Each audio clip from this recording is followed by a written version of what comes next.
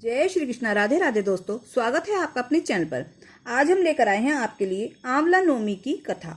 तो प्रेम से बोलो विष्णु भगवान की जय हो। एक आंवलिया राजा था जो रोजाना 1.25 मन सोने का आंवला दान करके जीमता था।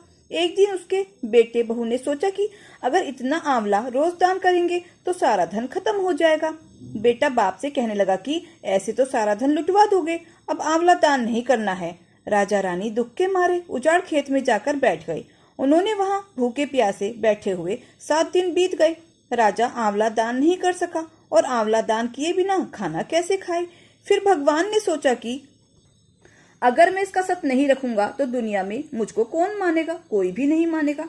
भगवान ने राजा से सपने में कहा कि राजा उठ और देख, तेरे पहले के जैसा ही राजपाट हो रहा है, आंवले का पेड़ उग रहा है, उठकर आंवला दान करो और जीमो। राजा रानी ने उठकर देखा तो पहले जैसा ही राजपाट और सोने का आंवला हो रहा था।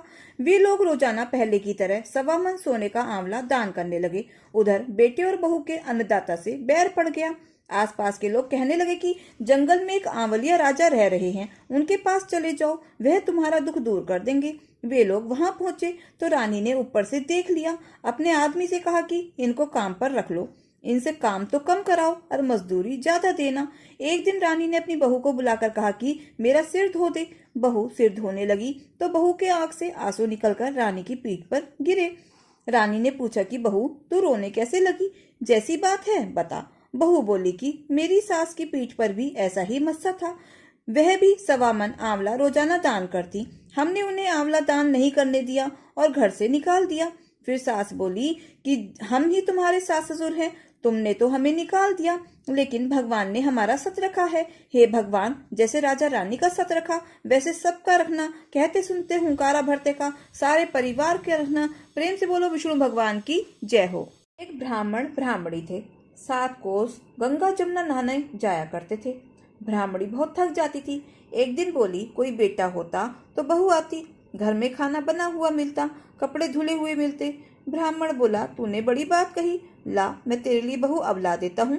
एक पोटली में चून बांध दे, उसमें थोड़ी सी मोहर अशरफी डाल दे। उसने एक पोटली बांध दी। ब्राह्मण चल दिया। कुछ दूर पर जमुना जी के किनारे लड़कियां अपने मिट्टी के घर बना बना कर खेल रही थी। उसमें से एक बोली, मैं तो अपना घर नहीं बिगाड़ती, मुझे तो रहने को चाहिएगा। ब्राह्मण को वही लड़की मन भा गई। अपने मन में सोचने लगा, यही एक समझदार लड़की है।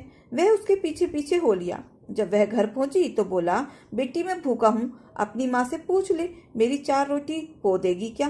कार्तिक का महीना है, मैं किसी घर की रोटी नहीं खाता हूँ। मेरे पास यह चून है, अपनी माँ को दे दियो और अपनी माँ से कह दियो कि चून छान लेगी। अच्छी बात है पापा। उसने अपनी माँ से कहा कि माँ, बाहर बाबा बैठा है, उसकी रोटी बना दो और आटा छान लेना। उसने आटा छाना, उसमें से मोहर अशरफियां निकली। वह बोली, जिसके आटे में इतनी मोहर अशरफियां हैं उसके घर में कितनी होंगी। जब बाबा रोटी खाने बैठा तो उसकी माँ बोली, बाबा तुम लड़के की सगाई करने जा रहे हो क्या। तब बाबा कहने लगे, मेरा लड़का तो काशी जी पढ़ने गया हुआ है, अगर तुम कहो तो खंडे कटारे से तुम्हारी लड़की को ब्याह कर ले जाऊं। अच्छी बात है बाबा।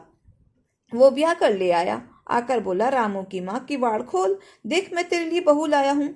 बुढ़िया बोली, वो ब्राह्मणी बोली, दुनिया तो बोली मारे है, तुम भी मार लो, हमारे तो 7 जन्म में बेटा भी नहीं है तो बहू कहाँ से आएगी। तो ब्राह्मण बोला, ना तू किवाड़ खोल। उसने किवाड़ खोले तो सामने बहू खड़ी थी। सास आदर सत्कार के साथ बहू को घर के अंदर ले आई। बूढ़े बुढ़िया अपना ब्राह्मण ब्राह्मणी नहाने जाते। बहू घर का सारा काम करती, खाना बनाती, कपड़े धोती, रात को उनके पांव धोती। इसी तरह से बहुत समय निकल गया।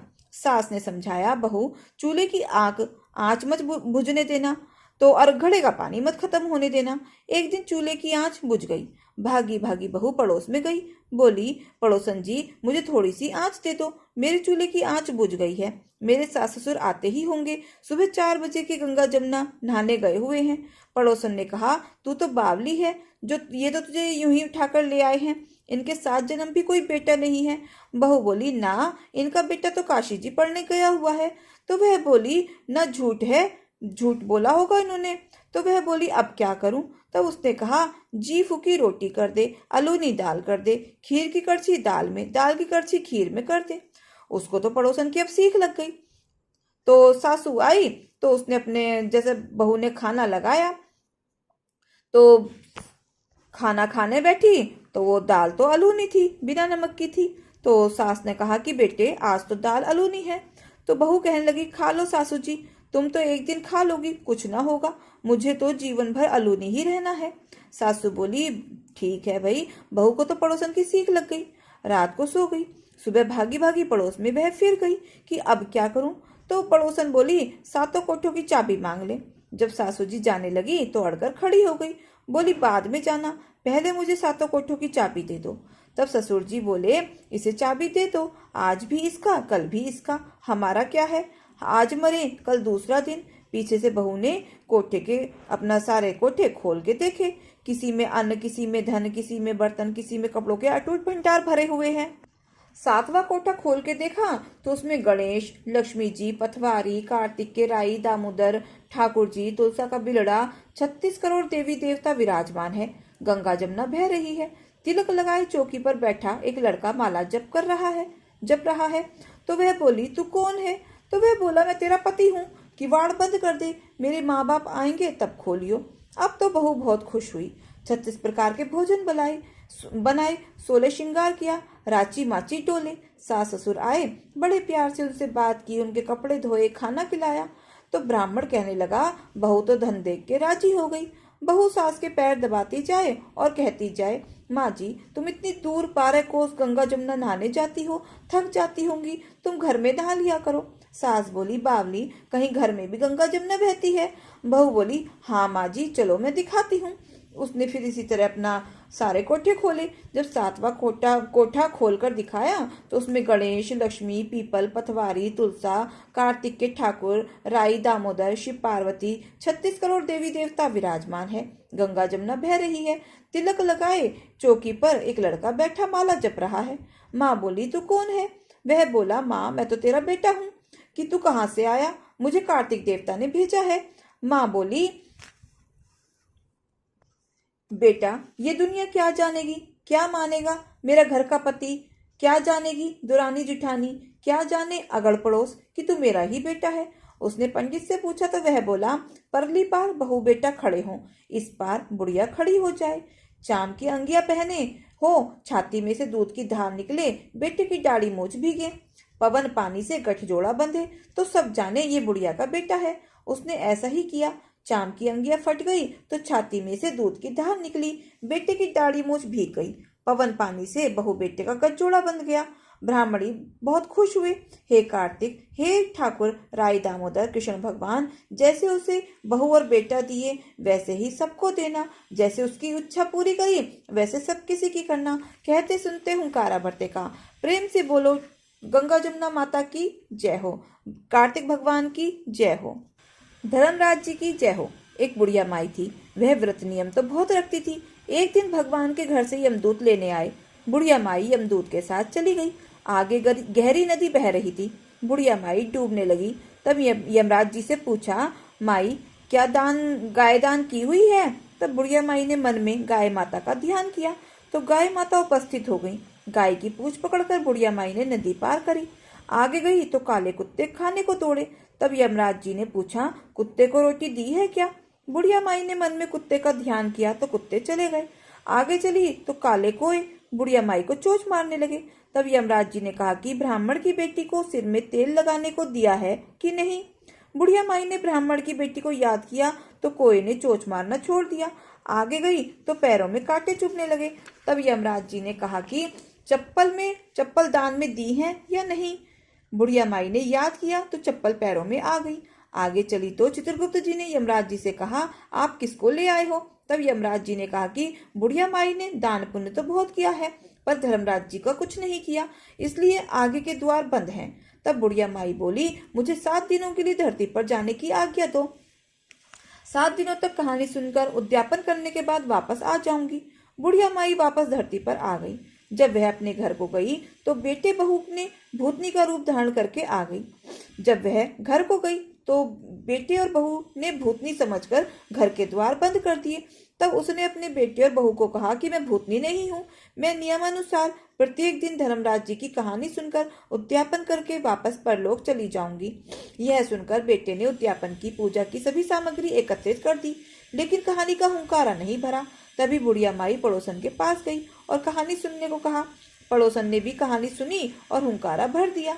बुढ़िया माई ने 7 दिनों के पश्चात कहानी सुनकर उद्यापन कर दिया और उसी समय सारा सामान दान कर दिया। तभी धर्मराज जी ने बुढ़िया माई के लिए धरती पर विमान भेजा। विमान देख सभी गांववासी स्वर्ग जाने के लिए तैयार हो उठे। बुढ़िया माई बोली कि मेरी कहानी तो सिर्फ पड़ोसन ने ही सुनी है। तो सभी गांव वालों ने बुढ़िया माई के पांव पकड़ लिए और धर्मराज जी की कहानी सुनने का आग्रह किया। कहानी सुनने के पश्चात सभी विमान में बैठकर स्वर्ग पहुंचे। तो धर्मराज जी ने कहा कि मैंने तो सिर्फ बुढ़िया माई के लिए विमान भेजा था, पर यहाँ तो सभी गांववासी एकत्रित हो गए हैं। तब बुढ़िया माई ने कहा कि मेरी कहानी इन सभी ने सुनी है, इसीलिए आधा पुण्य इनको भी दो। तब धर्मराज जी ने सभी गांववासियों को स्वर्ग में वास दिया। तो हे धर्मराज जी महाराज, जैसे बुढ़िया माई को स्वर्ग में वास दिया वैसे सभी को देना। कहते सुनते हुंकारा भरते का। प्रेम से बोलो धर्मराज जी की जय हो, यमराज जी की जय हो। एक बुढ़िया माई थी, मिट्टी के गणेश जी की पूजा करती। रोज बनाए रोज गल जाए। एक सेठ का मकान बन रहा था। वो बोली मेरा पत्थर का गणेश बना दो। मिस्त्री बोले जितने में हम तेरा पत्थर का गणेश गढ़ेंगे उतने में अपनी दीवार न छीनेंगे। बुढ़िया बोली राम करे तुम्हारी दीवार टेढ़ी हो जाए। अब उनकी दीवार टेढ़ी हो गई। वो चीने और ढा देवे, चीने और ढा देवे। इस तरह करते करते शाम हो गई। शाम को सेठ आया। उसने कहा आज कुछ भी काम नहीं किया। तो वो कहने लगे एक बुढ़िया माई आई थी, वो कह रही थी मेरा पत्थर का गणेश गढ़ दो। हमने नहीं गढ़ा। उसने कहा तुम्हारी दीवार टेढ़ी हो जाए। सेठ ने बुढ़िया बुलवाई। सेठ ने कहा हम तेरा सोने का गणेश गढ़ा देंगे। हम सेठ ने बुढ़िया माई के लिए सोने का गणेश गढ़वा दिया। तो सेठ की दीवार सीधी हो गई। तो हे गणेश भगवान, जैसे आपने सेठ की दीवार सीधी करी वैसे सब किसी की करना। कहते सुनते हुंकारा भरते का। तो दोस्तों, ये कथा कहानियां आपको कैसी लगी कमेंट बॉक्स में जरूर बताएं। और अगर अच्छी लगी हो तो प्लीज वीडियो को लाइक शेयर और सब्सक्राइब अवश्य करें। अपना प्यार और सहयोग दें। मिलते हैं फिर ऐसे ही नई कथा कहानियों के साथ। धन्यवाद।